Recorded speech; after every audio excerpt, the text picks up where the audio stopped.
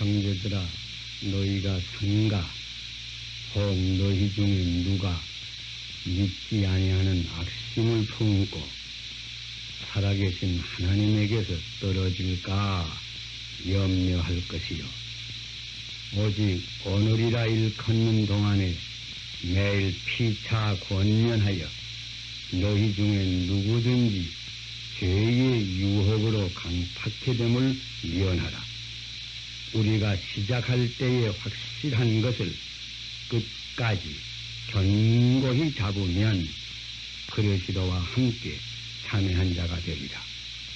성경에 일렀으되 오늘날 너희가 그의 음성을 듣거든 노하심을 격동할 때와 같이 너희 마음을 강팍해 하지 말라 하였으니 듣고 경노하게 하던 자가 누구뇨?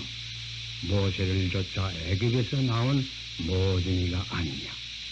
또 하나님이 40년 동안에 누구에게 노하셨느냐? 범죄하여 그 시체가 광야에 엎드러진 자에게가 아니냐? 또 하나님이 누구에게 맹세하사 그의 안식에 들어오지 못하리라 하셨느냐? 곧 순종치 아니하던 자에게가 아니냐? 이러보건대 저희가 믿지 아니함으로 영이 들어가지 못하는 것입니다. 히브리 3장 12절 이하를 봉독하겠습니다. 우리가 시작할 때에 확실한 것을 끝까지 견고히 잡으면 그리스도와 함께 참여한 자가 되리라. 봄동산에 꽃이 피는 것은 열매를 맺기 위해서 피는 것인데 그만 모진 바람에 열매는 맺지 못하고 그냥 떨어지면 얼마나 애석한 일입니까?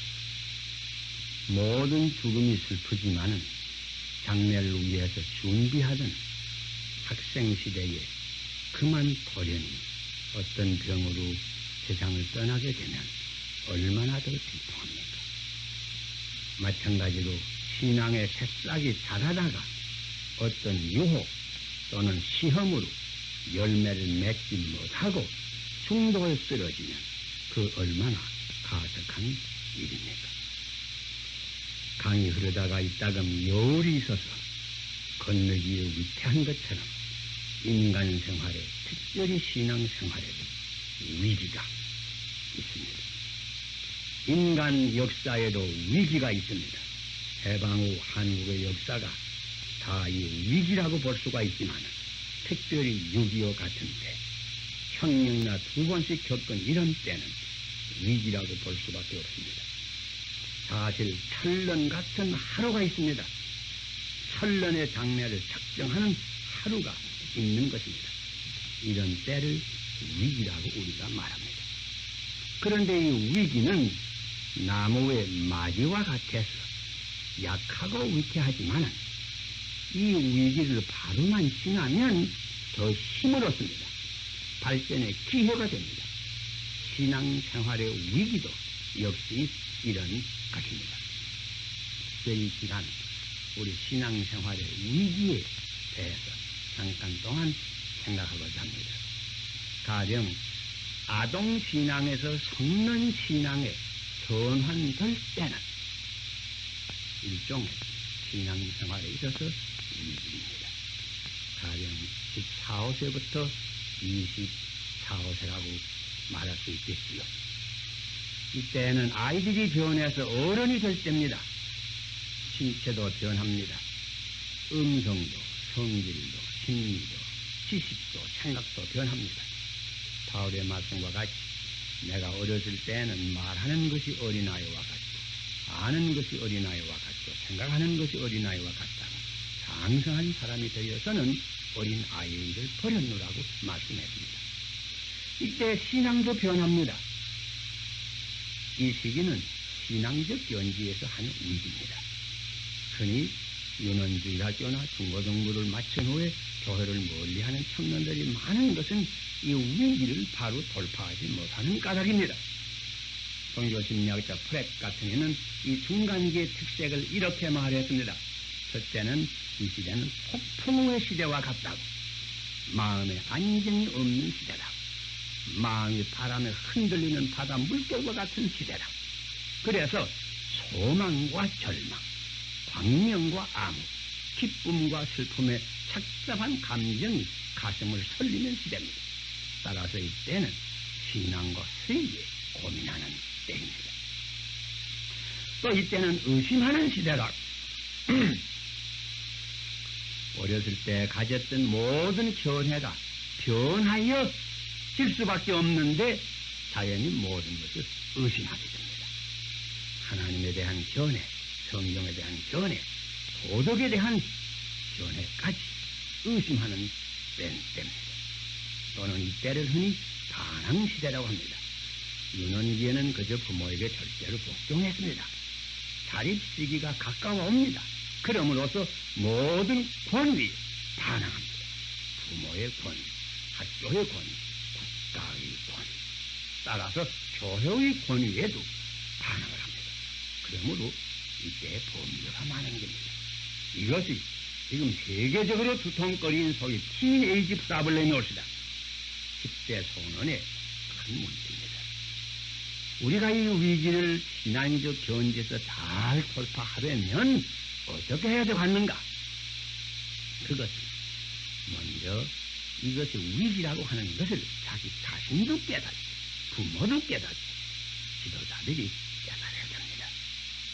그리해서 자신은 조심할 줄 알아야 되고 부모는 이해할 줄 알아야 되고 뭐든지 지혜롭게 할 줄을 알아야 되겠습니다. 가령 의식 문제에 대해서 가령 하나님에 대한 신앙에 대해서도 자연히 아이적에는 그저 하나님을 하늘에 계신 한 할아버지로 이렇게 생각합니다. 그러나 이렇던 신앙이 요한복음에 있는 말씀과 같이 하나님은 영이시니 그에게 나와서 예배하는 자는 신령과 진리로 예배할지니라. 이와 같은 신앙으로 전환되기까지에는 상당한 의심의 시대가 오는 것입니다. 가령 이 천국에 대한 관념, 천당에 대한 관념도 역시 그렇습니다. 그래서 아이들에게는 공중에 있는 큰 집으로 흔히 생각합니다. 그러나 지금으로 말하면 더욱이 공중에 올라갔다가 내려오는 사람도 있는데 그 공중에서 천당 보았다고 하는 사람은 없습니다. 자연히 의심 많이 하게 됩니다. 참 하늘나라라고 하는 것은 시간과 공간을 초월하는 영적 존재라고 하는 견해에 이르기까지에는 상당한 회의의 시대를 지낼 수밖에 없는 것입니다. 영적 권위 같이 따르게 됩니다. 비가 어떻게 오는가? 아이들 때 유년주일 학교에서는 비는 다 하나님께서 주신다고 이렇게 배워줍니다. 그러나 학교에 가보니 과학을 배워주면서 그런 게 아니고 수증기가 올라가는 게고 찬 공기를 만드는 거이고 이렇게 자연적으로 온다고 하는 이런 설명을 들을 때 자연히 성경의 말씀을 의심하게 또한 되는 것입니다. 그러므로 이해와 동정이 필요합니다. 또 이런 때에 자기 자신으로서는 물론 여러 가지 의심 나는 것이 많지만은 가만히 생각해 보면 의심 안 나는 것도 있습니다. 의심 안 나는 것을 우선 철저히 붙잡고 그대로 실행하는 그것입니다. 의심 날지라도 성경은 계속해 봐야 합니다. 기도는 계속해 해야 됩니다. 단체에 가입해서 봉사는 계속해 해야 됩니다. 이때야말로 사실은 이 회의의 시기를 지나서 깊은 신앙에 들어오는 때이라고 하는 것을 깨닫고 성경은 더 읽어야 되고 서적을 읽어야 되고 신앙의 위인전을 읽어서 이때의 참된 신앙으로 전환이 되고 그런 영의 성장시대가 되어야 될 것입니다. 또 그리고 우리 신앙생활의 위기를 생각할 때에는 초기 신앙에서 성숙한 신앙으로 전환될 때가 또한 일종의 위기입니다.